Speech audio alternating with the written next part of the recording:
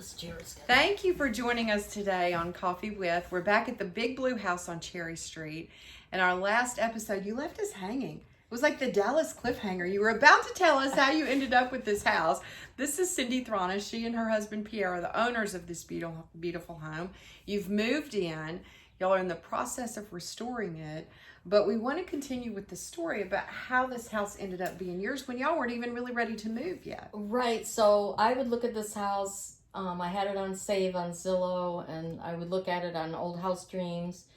And then in June, I was looking at it, June of 2018, and I saw that it was pending. And my heart just dropped. It was like, I thought I was going to be sick. And so I still saved the house. I just thought, well, that's over. That dream's over. So then some time went by, and then I just happened to click on it again. I think it was in late August, early September, and it was like, oh my God, that house is back on the market. And the price had dropped because it was a little too out of my price range as well, because I knew how much work it would need. And I never came here in person. I just saw the house on the internet. So I talked with the real estate agent. I talked with a contractor. He came and he basically said it's a solid house, but it needs a lot of work. And I came up with a price, and I did not tell my husband I was doing this, which is another thing. So I took money I had and part of an equity loan that we had, and I purchased it. And I closed on December 28th, 2018, and I waited until after our anniversary, which is 1/1, and I think it was January 7th, because all my girlfriends were like, when are you going to tell him? When are you going to tell him? And he was going to retire the following June. So we were sitting having wine in the living room. In fact, we were, I believe, sitting in these exact same chairs. And I figured it was calm, and I blurted it out. At first I started crying a little bit, and he's like, what's the matter? What happened? And so I just blurted it out. I bought that house on Cherry Street in Vicksburg, Mississippi. And he was so stunned. I think that he thought something really, really horrible was going to be revealed, that he just got up out of the chair and came over and patted and went, well, good for you, honey. Good for you.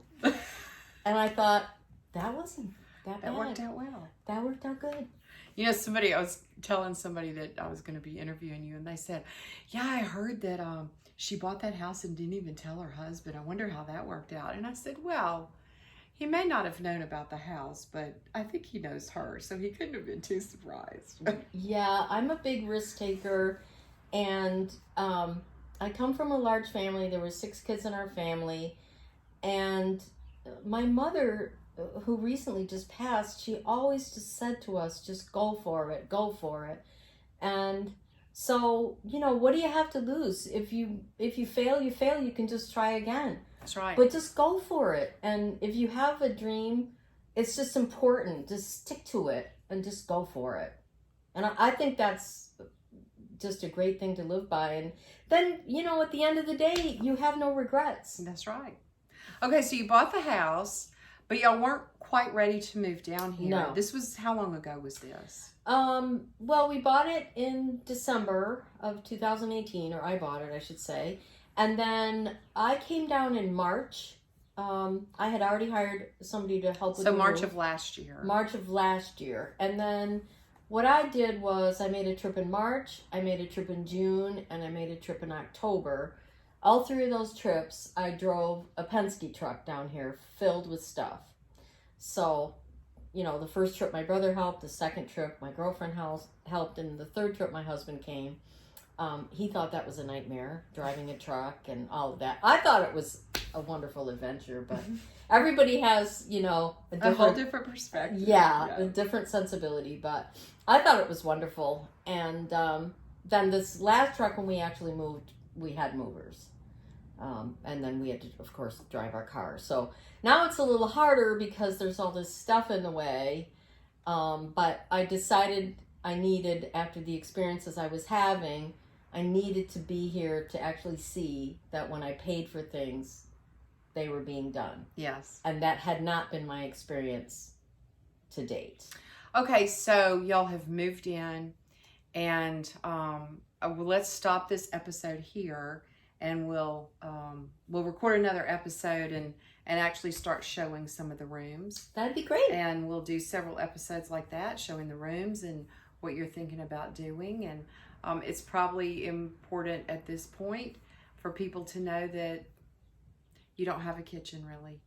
No. And your husband loves to cook. Yeah, that's one of his hobbies as well. So yep. That's probably the priority at this point. It is. So we'll end this here, and then we'll record another episode and start showing y'all the rooms as they look right now. Does that sound good? That sounds great. Okay. Like a plan.